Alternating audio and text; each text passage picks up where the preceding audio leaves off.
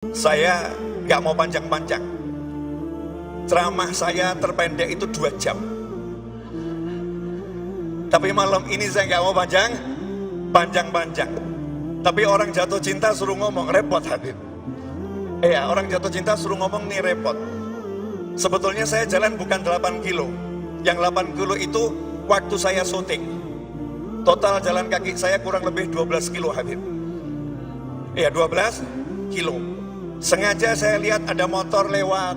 Saya asyik lihat nih motor pelan-pelan itu. Jalan kaki. Saya mau melihat siapa saja sih orang-orang yang pengen nyambut Habib Rizik ini. Apakah ada mobilisasi? Apakah ada orang yang digerakkan untuk datang? Ternyata saya tidak melihat semua itu. Saya melihat orang spontan. Makanya tidak ada tim bagi-bagi nasi bungkus.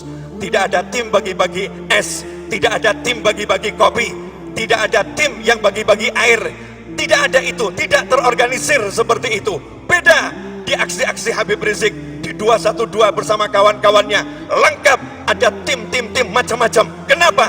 Karena semuanya sudah dipersiapkan. Tetapi hari itu tidak dipersiapkan. Tidak ada yang punya karya pengen bawa orang kepada, tidak ada. Semua berjalan sendiri-sendiri. Semuanya dipanggil oleh Allah Subhanahu wa ta'ala. Khususnya Habib Novel bin Muhammad Al-Idrus.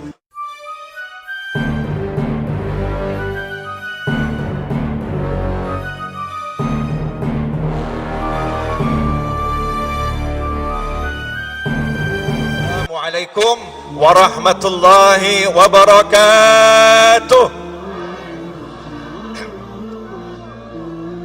Saya berdiri di sini sebagai pecinta, sebagai murid, dan khususnya sebagai pelayan. Sebetulnya saya kesini hanya menjalankan perintahnya Habib Muhammad Rizik Syihab yang diteruskan lewat menantu beliau Habib Hanif. Ngomong ke saya, antum diundang untuk walimah akad nikah putri beliau dan Nabi Muhammad SAW. Walaupun dari Solo nyopir sampai sini, alhamdulillah nggak capek Habib. Jadi kamu kalau cinta terus kamu lelah, berarti palsu cintamu. Ini kalau yang di sini kemudian merasa pegel-pegel, palsu. Cinta itu menghapus segala luka. Cinta itu akan membuat seorang lupa akan duka. Cinta itu akan membuat seorang hidup dengan penuh keindahan, tanpa ada rasa sikta dan tanpa ada rasa yang gak enak dalam hidupnya. Semuanya jadinya enak. Karena cintalah apapun yang gak enak buat Habib Rizik jadinya enak. Kalian melihat beliau gak enak, itu yang kalian lihat. Tapi karena mahabbat tuh, karena cinta beliau pada Allah Subhanahu wa ta'ala, karena cinta beliau pada kakeknya, yaitu baginda Muhammad sallallahu alaihi wasallam, karena cinta beliau kepada neneknya yaitu Sayyidah Khadijatul Kubra, karena cinta beliau kepada neneknya Sayyidah Fatimatus Zahra, karena cinta beliau kepada leluhurnya Bani Alawi, maka semuanya menjadi ringan buat Habib Muhammad Rizik Syihab sekeluarga. Bukan cuma beliau, istri beliau tercinta, anak-anak beliau, menantu beliau, semuanya hidup dalam rasa nikmat yang luar biasa, meskipun pandangan orang rasanya enggak enak. Kenapa? Satu kata, cinta. Ikhwani rahimakumullah, dari dulu saya ngomong, saya beda sama Habib Rizik. Gak akan saya rubah cara saya, dan saya gak ingin Habib Rizik berubah caranya. Habib Rizik tukang masak, saya tukang makan. Saya yang enak-enak saja, yang bagian makan. Habib Rizik bagian masak. Biarkan beliau masak dengan cara beliau, mari kita makan dengan cara kita makan. Maka kita akan menikmati kehidupan ini dengan nikmat yang luar biasa.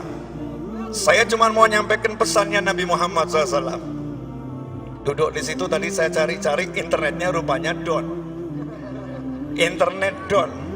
Sementara kalau saya buka hafalan saya lebih down lagi. Ya, daripada saya salah, saya doa, ya Allah, mudah-mudahan internetnya nyampe ke handphone saya. Alhamdulillah nyampe. Begitu nyampe langsung saya capture, takut hilang lagi Habib. Insya Allah nggak salah lagi ya. Ingat ya, ini yang ngomong bukan saya. Siapa yang ngomong? Nabi Muhammad Sallallahu alaihi wasallam. Dengarkan. Karena kalau udah Nabi berbicara, kita bicara sendiri, suara kita mengalahkan suara Nabi, hancur amalan kita tanpa kita sadari. Karena itu Imam Malik rahimahullah kalau baca hadis Nabi Muhammad SAW suaranya keras, rahmatan lil ummah, sayang sama umat. Jangan sampai ada umat yang nanti suaranya mengalahkan ketika beliau mewakili Nabi Muhammad SAW. Karena ketika seorang mengucapkan qala Rasulullah, berkata Rasulullah SAW, saat itu lidahnya menjadi lidah Nabi Muhammad SAW. Saat itu suaranya menjadi suara Nabi Muhammad SAW.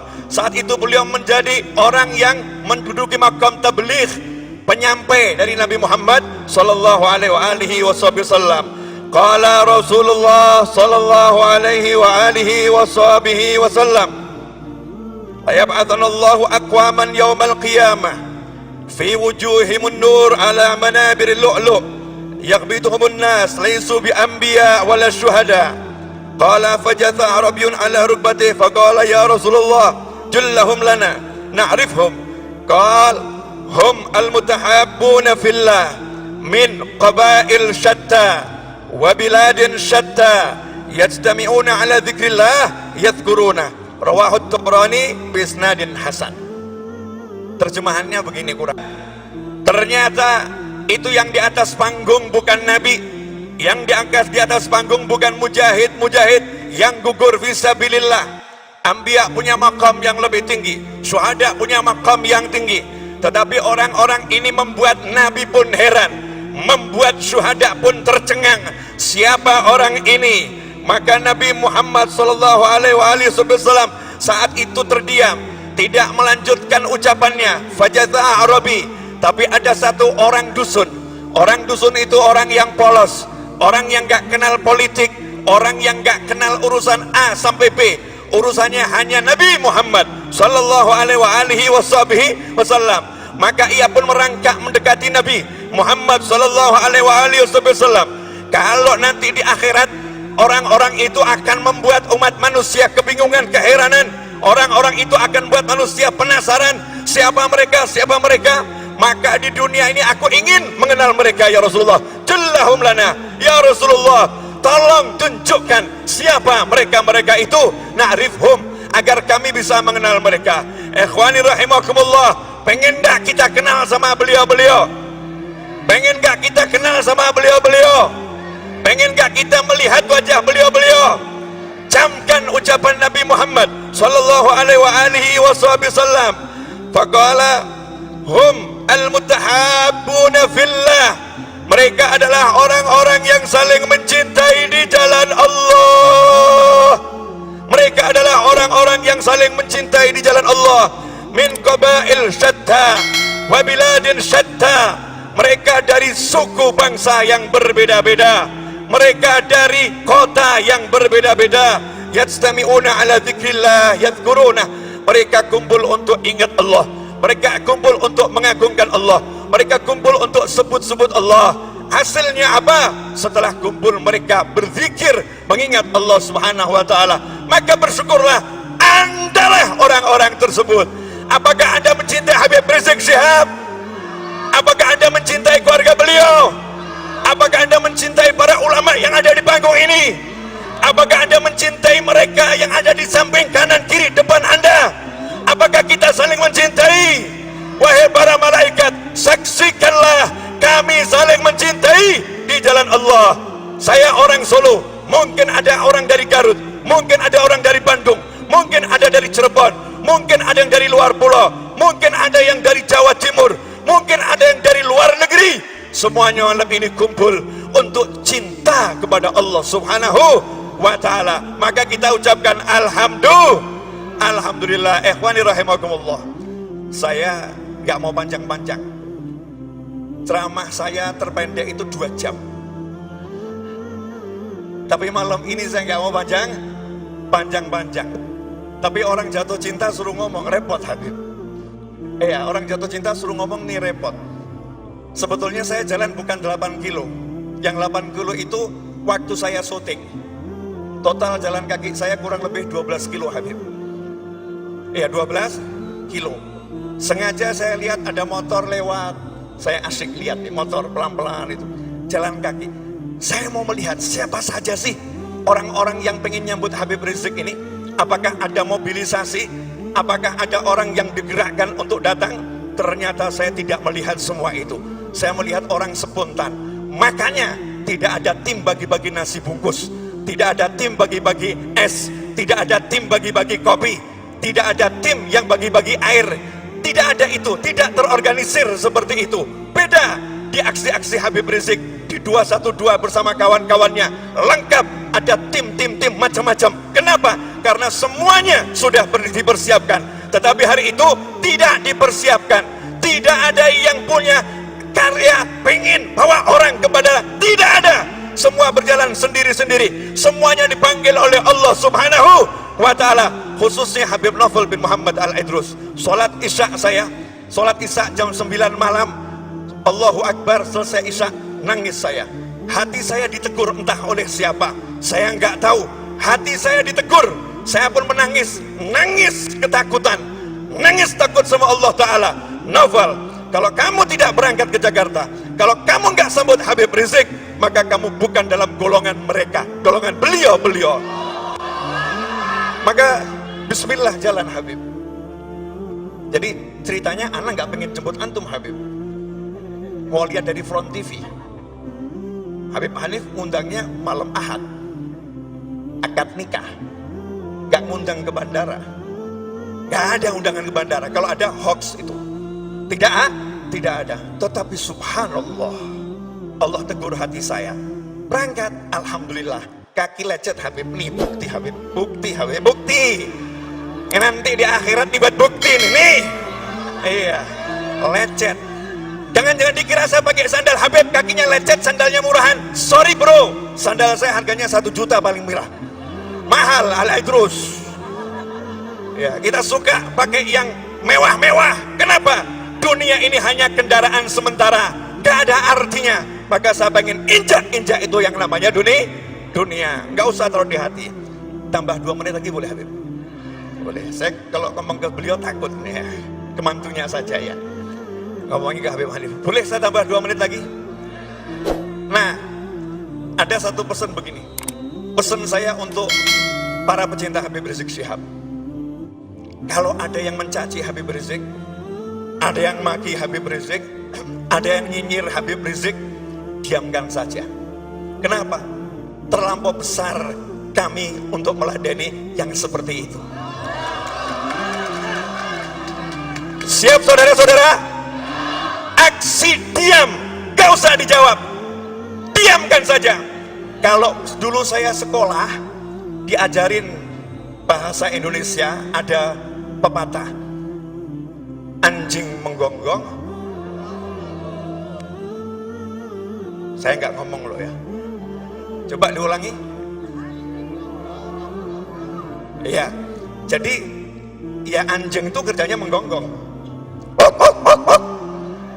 Lah kalau ada anjing menggonggong, kamu ikut gonggong, berarti anjing ketemu anjing. Anjing ketemu anjing. Oh, kita ini kafilah, kelompok pangeran ini. Kelompok pangeran itu ada nyantai aja. Iya, gak usah gubris yang namanya anjing. Kita doakan. Dulu di Hadramut ada satu Habib, di majelisnya dicaci-caci, dimaki-maki. Maka Habib itu pulang ke rumahnya. Sampai di rumah Habibnya nangis, ditegur sama istrinya. Wahai suamiku, ada apa kamu nangis? Dijawab sama Habibnya, iya, itu tadi ada yang maki-maki saya di majelis, hina-hina saya di majelis. Istrinya marah, kamu dicaci, dimaki, dihina, kamu nangis. Seharusnya kamu gak nangis, seharusnya kamu doakan orang itu. Dinasihatin sama istrinya. Jawaban Habibnya lebih membuat kaget lagi.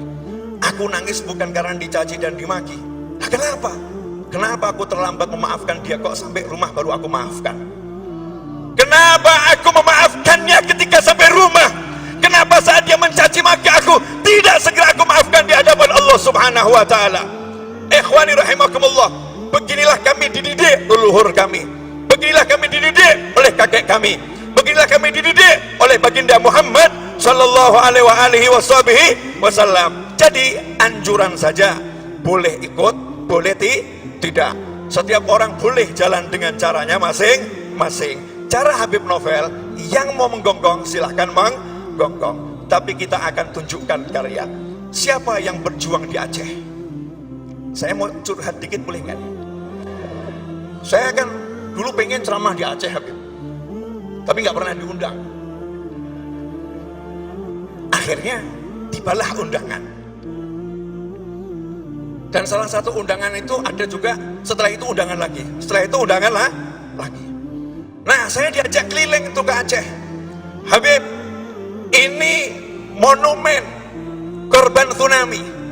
Saya kaget karena di tengah kota ada kapal yang besarnya luar biasa.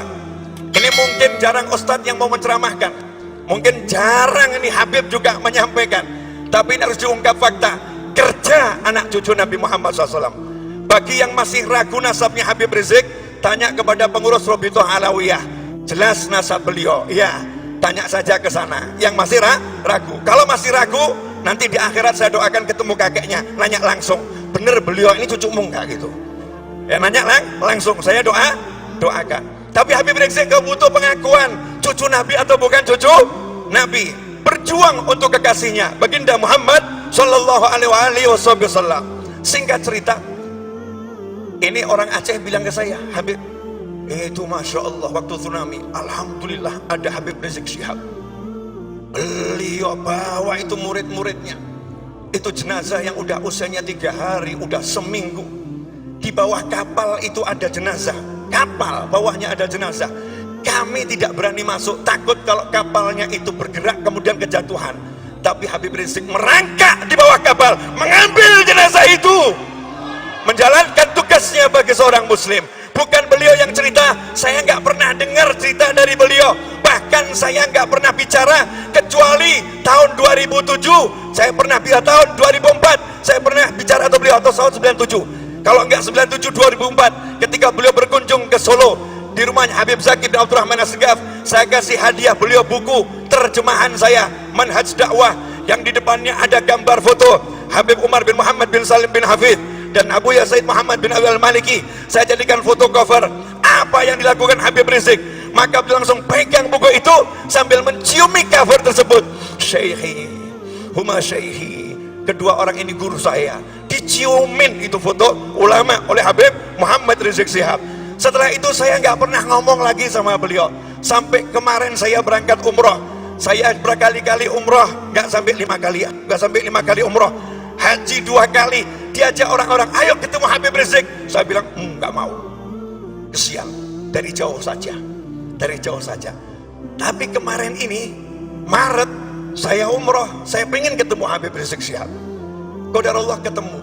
Disitulah saya ngomong sama Habib Rizik Syihab. Setelah sekian lama, kan tidak ada cerita tsunami. Beliau nggak pernah bangga-banggakan dirinya. Saya begini, saya begini, saya begini, saya begini, saya begini, saya begini, saya begini, saya begini. Nggak ada semua itu. Nggak pernah disampaikan kepada saya. Tapi masyarakat Aceh yang bercerita dan bangsa ini berhutang kepada beliau atas perjuangannya yang luar biasa. Oh, ini Aceh ya. Akhiron, saya dengar Habib, saya mau konfirmasi langsung. Karena orang zaman sekarang ini sukanya dengar tapi nggak pernah konfirmasi. Pondok antum yang ada di Puncak, namanya apa? Pondok Syariah, Markas Syariah, lanjutannya Argo, Agrokultural Megamendung. Ya, luasnya berapa Habib? Luasnya hampir 80 hektar. Al-Fakir dengar antum punya rencana nanam 200.000 pohon di sana. Betul kan? 1 juta. Nah, ini langsung saya konfirmasi ya. Habib Rizik Syihab di pondoknya yang kurang lebih 80.000 hektar itu mau nanam 1 juta pohon. Sudah tertanam 200.000. Ya. Kenapa? Nih ya, cucu Nabi dengerin nih. Otaknya dari Nabi Muhammad SAW. Di tubuhnya mengalir darah baginda Muhammad SAW. Wa'lamu anna fikum Rasulullah. Buka Al-Quran. Kalian umat Islam. Setiap Nabi Allah beri wasiat. Katakan kepada kaummu, tidak minta upah apa-apa. Katakan kepada kaummu, kami tidak minta upah apapun kepada kalian. Khusus kepada Nabi Muhammad SAW beda perintahnya. Illal mawaddata fil qurba. Semua Nabi Allah perintah, jangan minta upah dari kaummu, jangan minta upah dari kaummu, jangan minta upah dari kaummu. Tetapi untuk baginda Muhammad SAW ada tambahan ayatnya. Illal mawaddata fil qurba. Katakan pada kaummu, karena Nabi nggak mau nyampein, Allah yang perintah. Aku tidak minta kepada kalian semua upah atas perjuanganku, lelah-lelahku. Illa, kata Allah, kecuali al-mawaddata fil qurba, rasa cinta yang mendalam kepada orang-orang yang punya hubungan kekerabatan denganku, dengan Nabi Muhammad SAW. Cinta kepada ayah Nabi, cinta kepada kakek Nabi, cinta kepada istri-istri Nabi Muhammad SAW, cinta kepada menantu-menantu Rasulullah, cinta kepada Sayyidina Hasan dan Husain, cinta kepada cucu-cucu Nabi Muhammad SAW ila yaumil kiamah. Lihat kecerdasan Habib Rizik Syihab. Sengaja saya perpanjang Habib, biar orang penasaran. Cerdasnya di mana? Jakarta ini konon ya, konon ada banjir kiriman. Betul. Katanya, saya nggak tahu, takut kalau saya ngomong orang Bogor tersinggung nanti. Katanya banjir kiriman ada yang dari atas sono ya. Hujan di atas sono, kemudian turun ke Jakarta, Jakarta banjir. Jadi sumbernya banjir dari mana ini? Dari atas, bener. Nah, kenapa di atas itu airnya banyak mengalir ke Jakarta? Karena buminya kurang bisa menyerap airnya saat hujan turun. Karena buminya kurang bisa menampung airnya saat hujan turun. Kenapa? Karena kurang pohon di sana. Maka beliau siapkan 1 juta pohon untuk menangkap air-air hujan sehingga tidak membuat Jakarta banjir. Ini cucu Nabi Muhammad SAW. Kata ya Habib, insyaallah. Nah, ini kalau saya suruh ngungkap hasil kerja beliau ya sampai subuh. Itu yang buat saya jatuh cinta. Itu yang buat saya jatuh cinta. Kerja. Itulah beliau. Kerja. Itulah beliau. Habib Muhammad Rizik Syihab. Saya sebagai muslim, saya sebagai WNI mengucapkan jazakumullah khairan ya Habib atas semua lelahmu, atas semua kerjamu.